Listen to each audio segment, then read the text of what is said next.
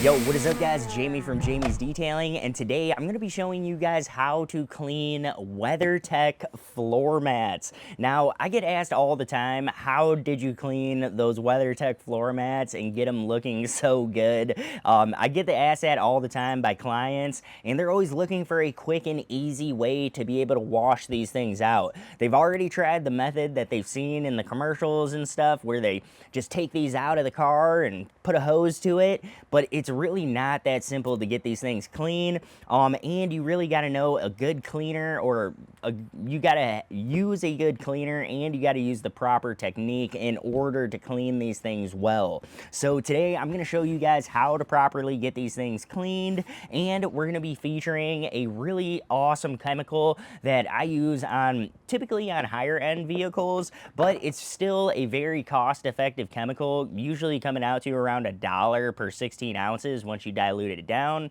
But it's a very cost-effective cleaner. It is pH neutral. It is non-caustic, meaning it's not gonna it's not gonna hurt when we're spraying it in the air. It's not gonna affect us when we're breathing and stuff. It's not gonna have that harsh chemical smell to it, and it's not gonna hurt the rubber or anything like that on these WeatherTech floor mats. And most importantly, guys, it's not gonna make these WeatherTechs ashy looking or kind of white or chalky looking like a lot of heavy degreasers and stuff like that you might typically use to clean something like a rubber floor mat or WeatherTech floor mats.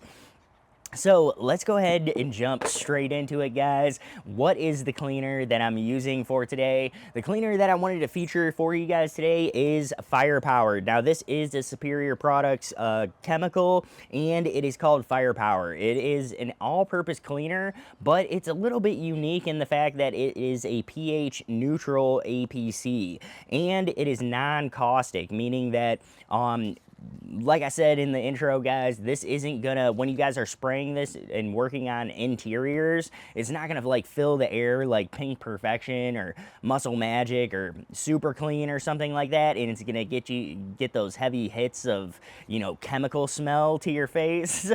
This chemical does not do that, for one, and it doesn't harm plastics and rubbers and different materials inside of the vehicle like Super Clean or something like that might. So this is not a heavy degreaser. This is actually just an a general all-purpose cleaner, and it works really good in a lot of different applications when it comes to interior detailing, such as, you know, carpet. I use it a ton for carpet pre-spotting. It's pH neutral, meaning you're not going to need to like neutralize the product when you're done with it and stuff like that.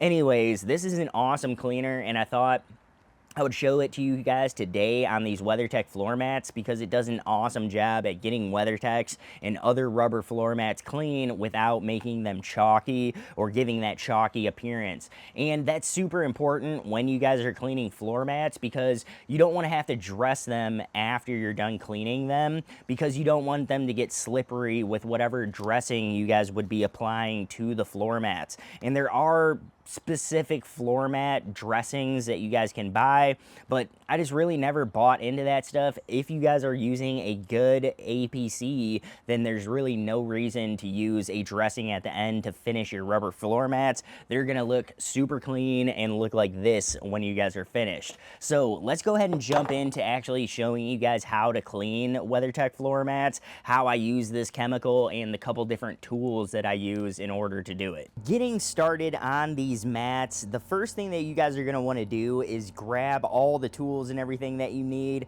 So for today's video, we are going to be using this guy right here. This is just a tiny little toothbrush style brush, as I might call it.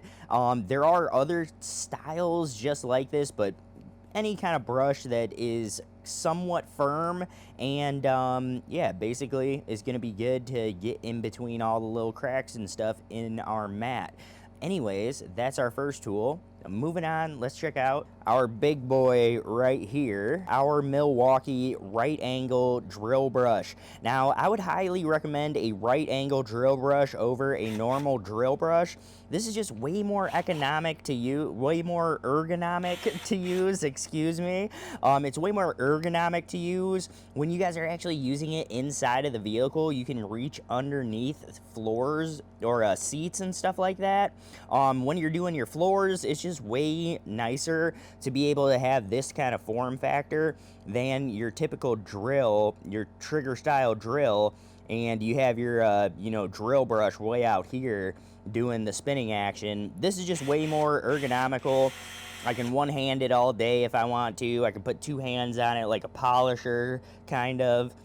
So yeah, a right angle drill I think works way better for detailing than most, your standard style drills. On my right angle drill, I have a 3-inch drill brush. Now, this is not too big of a drill brush, so the drill actually has a really easy time spinning it. If you guys have too big of a drill brush on your drill, it makes it harder and harder for your drill to actually do the work, and you're gonna end up burning out your drill faster. So when you guys are picking out drill brushes and stuff, I would recommend something that is, a good size for the drill that you're using. This is just a small little 12-volt, cordless tool. So I don't want to go too big of a drill brush, but I also don't want to go have a super tiny one on here because it'll take forever to get the work done. The next tool that we're going to be using today, guys, is a pressure washer. Now, you guys could just use a regular hose or something like that, but I am going to be using my pressure washer. I already have it all hooked up. I have a reservoir in my car. It's literally just a plug away from being used. So whatever's easier for you to use at that time, whether that's a regular hose or hooking up your pressure washer. I'm going to be using a pressure washer for today. Now, this tool is totally optional, but I'm going to be using just a blow tool or vortex air tool, a tornador, if you will. This is the generic version of a tornador. I get this thing on Amazon, and I think it's like $40 or something like that. And yeah, it's been working phenomenal. This is the first one I ever got, and I've never had to replace it, so I would say that's a good $40 well spent. But like I said, guys, you need a whole air compressor setup and everything to run a tool like this. You guys could totally just use the exhaust side of your vacuum. You guys could even use like a blow air dryer or something like the blue blow air dryers. Any kind of thing that blows air you guys can use, or you can literally just dust it off with a brush. I'm going to be using this today because I have it and it's easy. Now, along with our tools that we have for today, I have our cleaner, which is firepower, and I have it mixed up in here at 1:1. Now, let's go ahead and show you guys how we're going to get this done. So now that you guys know what tools that I'm going to be using for today, let's go ahead and get started. Let me show you guys how we get this floor mat cleaned and how we get rid of all this nasty browning and stuff that kind of slowly collects on top of the mat that's usually somewhat hard to get rid of. So let's go ahead and show you guys my process for how I would go ahead and get this done. Starting off, guys, I always take my blow tool and I just simply blow off the mat and get all the loose debris and everything off of here.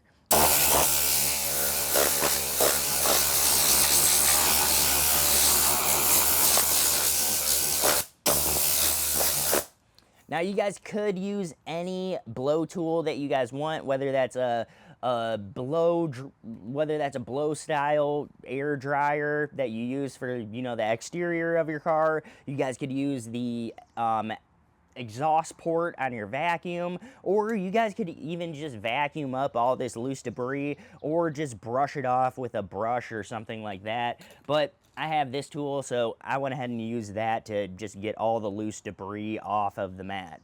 Now, up next, guys, the next thing that I want to do is go ahead and just soak this thing with our cleaner. Now, like I said, guys, we're going to be using firepower for today and kind of demoing this this particular cleaner, but a lot of times I'll just use something like Super Clean. For me, I use Muscle Magic as a super clean replacement, but you guys could use Super Clean, you guys could use Pink Perfection, you guys could use PNS Interior Cleaner, you could use whatever brand you guys want, but you just need a good APC cleaner. This one just happens to be a neutral pH cleaner, and it is non-caustic, so it's really an awesome interior cleaner, and it's a lot better for your guys' health as opposed to something that is caustic. So anyways, guys, let's go ahead and spray down our mat, and let me show you guys how this awesome pH neutral cleaner works. So we're just gonna go ahead and spray down our mat, get it pretty soaked here. And this is a pretty much a non-foaming cleaner, but it does foam a little bit. It's a controlled foam cleaner. So anyways, we're gonna go ahead and use our drill brush, but let me explain to you guys why we can't just use a drill brush while we're using it. So the drill brush works awesome, and as you guys can see, we're already getting tons of dirt getting pulled up and everything off of this mat. But if you guys think about this drill brush, as it's spinning, it's not really getting all the way into those grooves. And depending on which direction it's spinning, it's only gonna hit one side. So right now it's spinning clockwise, right? So down here, if we're cleaning this way, back and forth, when we go one way, it's only getting one side of this edge.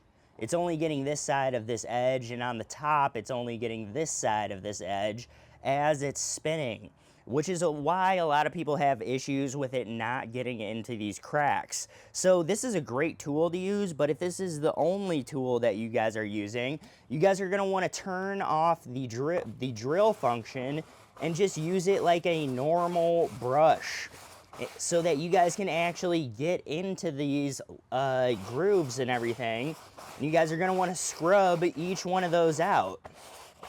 So even if you guys are using a drill brush, you're still gonna have to do some manual scrubbing here in order to get in between all of those grooves in the WeatherTech floor mat. So that's why I always bust out this tool at the end. So I'm gonna go over this whole entire mat, and with the drill brush, I'm gonna go in both directions, get it as clean as possible, but then I'm gonna actually go over it with this tool right here. So let's do the first part and get our drill brushing done.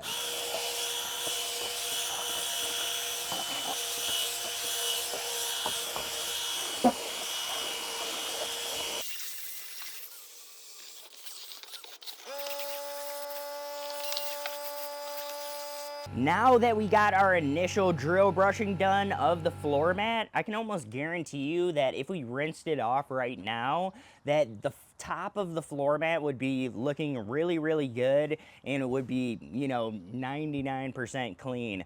But we're still gonna have areas in these cracks that aren't 100% clean. And that's where you can either come in here and scrub it like this and really try to get into all those little grooves. But I actually find it's just simpler if I switch tools and get in there with something like this. And it only takes a second to do, but it makes such a huge difference on whether or not your floor mat is, you know, 95, 99% clean versus being 100% clean, and you're gonna get rid of all the browning, which typically a lot of that browning is gonna be staying in here in these corners. So that's why I typically will go like this and just make sure that I'm getting into all these little nooks and crannies and all these little corners in the floor mat itself.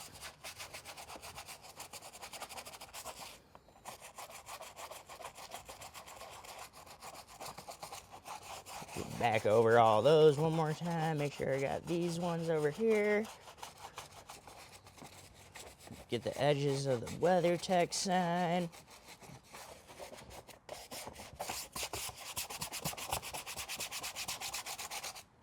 We just got this thing all scrubbed out, and you guys can see we really got into all those little grooves, the nooks and crannies. And let me go ahead and rinse this guy off for you guys so that we can check and see how good this cleaner firepower works.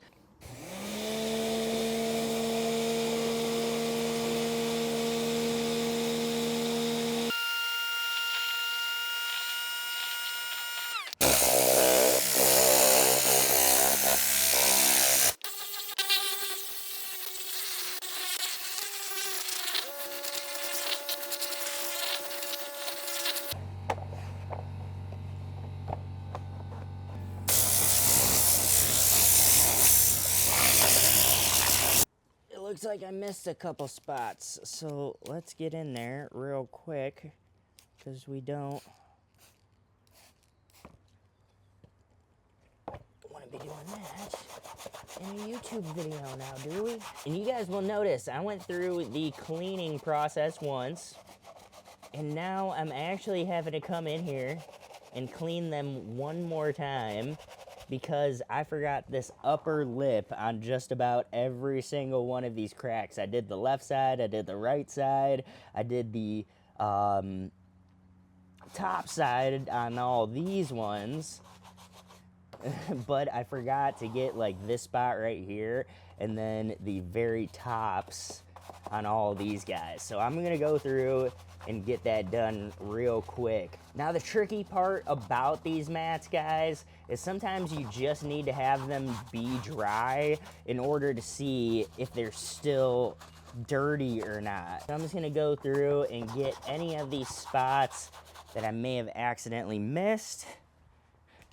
We can quickly spray this guy back off.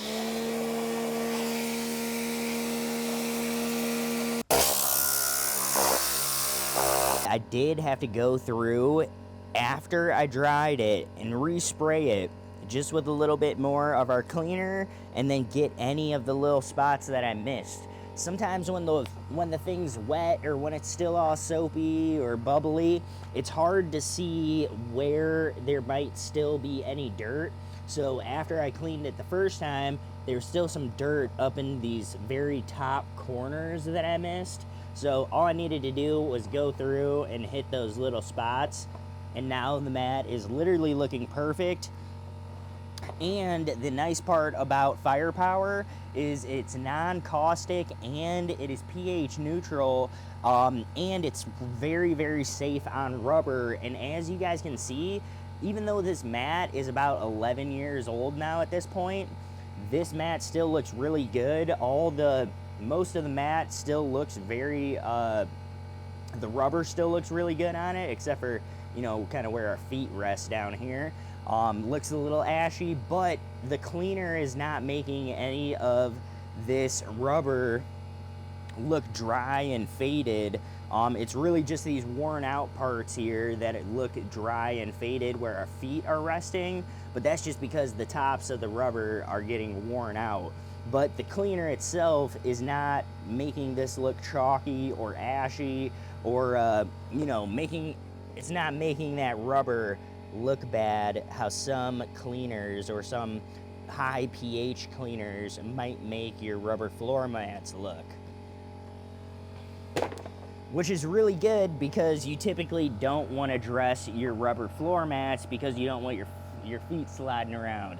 So this is a great option as a cleaner if you guys want to have really, really clean, good looking floor mats without them getting dry, faded, and ashy looking. So that's why I typically will love to use something like firepower over something like Muscle Magic or something like a heavy degreaser. As you guys can see, this is our floor mat after we get done with our cleaning process. First, we just kind of spray it down, or first we just kind of dust it off, whether you guys want to use some air there to help you out, or you guys just want to use a brush to brush everything, all the loose dirt off.